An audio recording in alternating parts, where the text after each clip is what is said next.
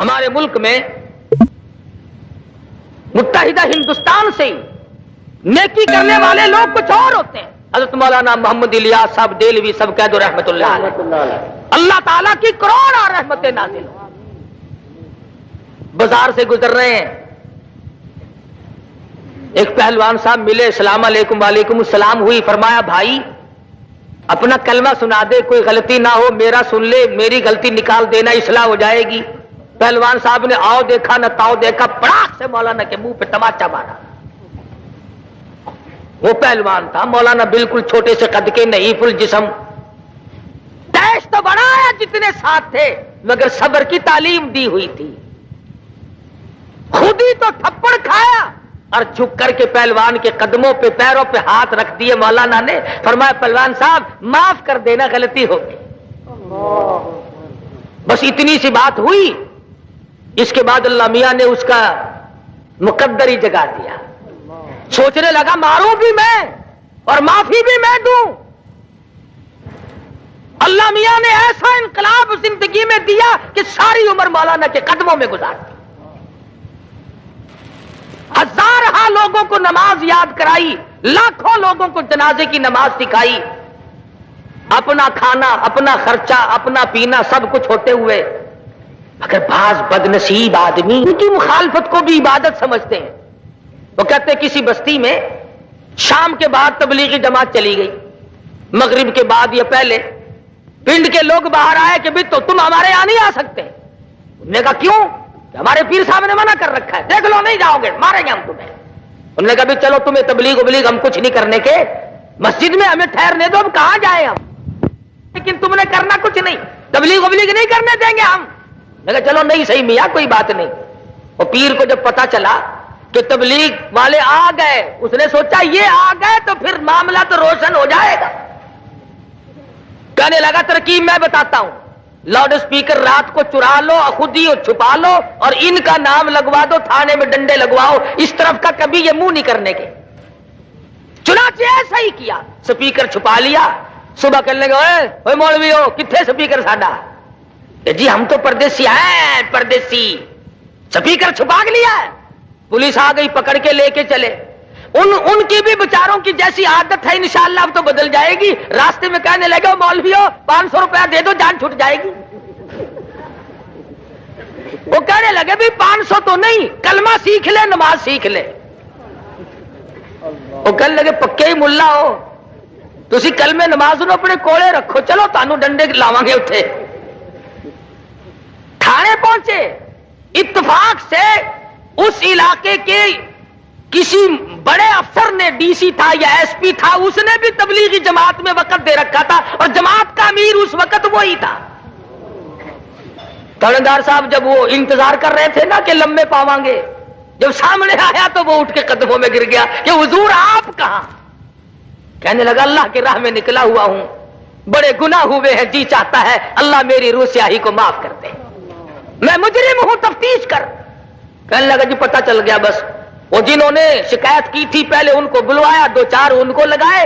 وہ کہنے لگے جی سانو کیوں مار دو, ساڈے پیر نے کرایا سب کچھ, اور سپیکر ساڈے گھرے پیا ہونے لیا کے دینے ہیں. پیر صاحب نو سد لیا, جدو تھوڑی جی انہاں دی خدمت ہوئی, آکھن لگے مینوں اللہ واسطے معاف کر دو.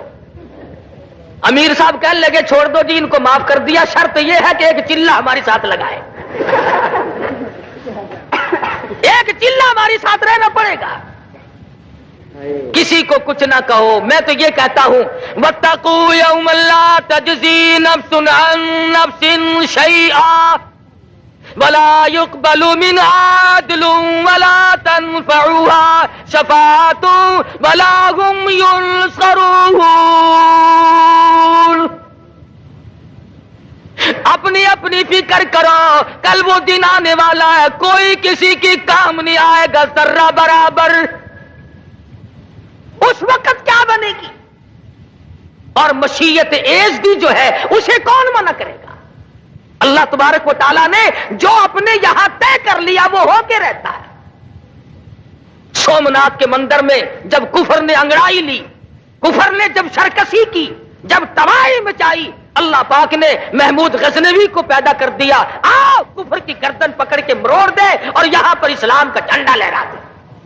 اس کے بعد انگریز آیا، اسلام کی جڑوں کو اکھاڑنے لگا، اسلام کے نشانات کو مٹانے لگا، نبی کریم صلی اللہ علیہ وسلم کی محبت کا اور مذاق اڑانے لگا۔ اللہ پاک نے شیخ الہند محمود کو بھیج دیا، آؤ شیخ الہند تم اٹھو اور اس دنیا میں رہنے والوں کو کالی کملی والے کے اخلاق کی تعلیم دو۔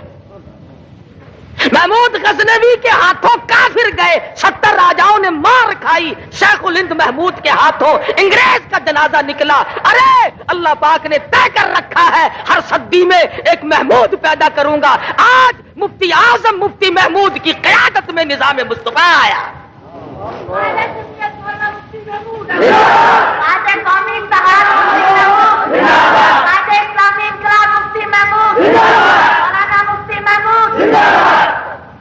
مفتی محمود کو گالیاں نکالنے سے کیا فائدہ، خدا سے جا کے لڑو۔ ہر صدی میں وہ ایک محمود کیوں لاتا ہے؟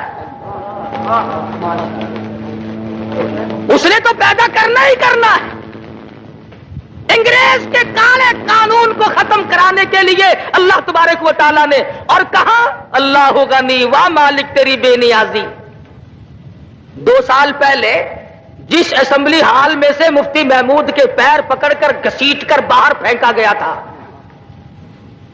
اور لیڈروں کو بھی پھینکا گیا، مسلمانوں کو پھینکا گیا، علماء کو پھینکا گیا، اللہ والوں کو پھینکا گیا، وہی اسمبلی ہال جہاں شراب پی جاتی تھی، وہی اسمبلی ہال جہاں پہ ٹھمری لگتی تھی۔ ارے 12 ربیع الاول کے دن میں وہی درخواست مدذلہ تھے، وہی مفتی محمود تھے، وہی اور بزرگ تھے۔ صدر جنرل ضیاء الحق نے نظام مصطفیٰ کا اسی ایوان میں بیٹھ کر اعلان کیا، نعرہ تکبیر، اللہ اکبر، آج اسلامی انقلاب مفتی محمود زندہ باد، آج اسلامی انقلاب مفتی محمود زندہ باد۔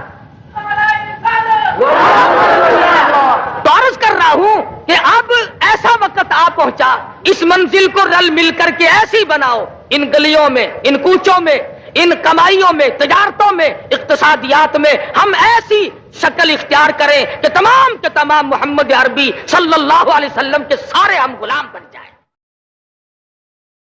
ہمارے ملک میں متحدہ